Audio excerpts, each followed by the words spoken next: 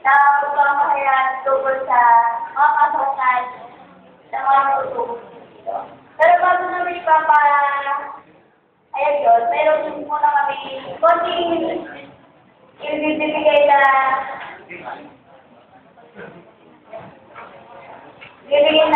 informasyon tungkol sa mga tutulong. Ang mga katutubo ay ang mga taon na nitira sa isang remote kung saan meron silang pinakaunang sigalang koneksyon o kasaysayan.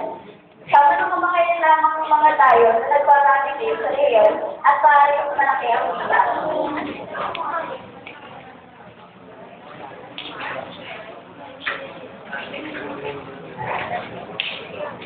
Tanong ko yung mga kultura ng mga katutubo.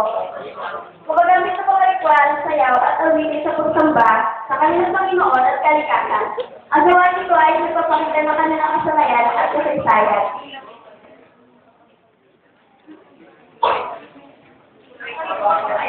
Sa kanilang namang kapiligiran, ang mga katutubo ay pinapahalaga ng kanilang ulpain, katulad ng kagubatan, katubigan at iba pa. Ang kanilang lupain ng kanilang kabuhayan at kayamanan. At ito nga pala yung kanilang kapaligiran na kanilang pinitirhan. Yes. Ay naman, nakakasulat ng katutubo. Katutubong katuotan, pagbabalik sa kasaysayan. Sa Pilipinas, meron tayong 8, ang katutubong mayroong 8 grupong, mga katutubong may 8 grupo. Sa Luzon,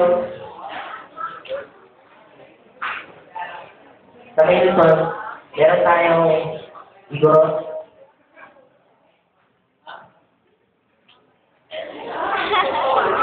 tapos meron ding Aita,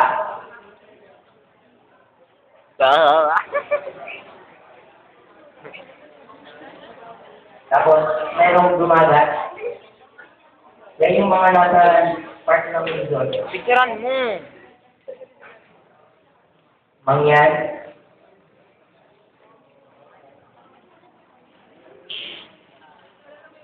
grupong Caraballo,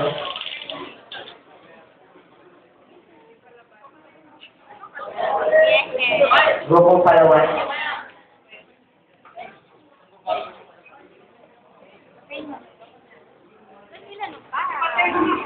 katulad din sa Bisaya, meron din. Sila ang mga hati at lumandok.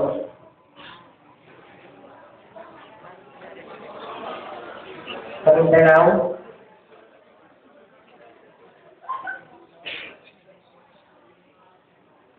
Ako mag-picture. merong luman.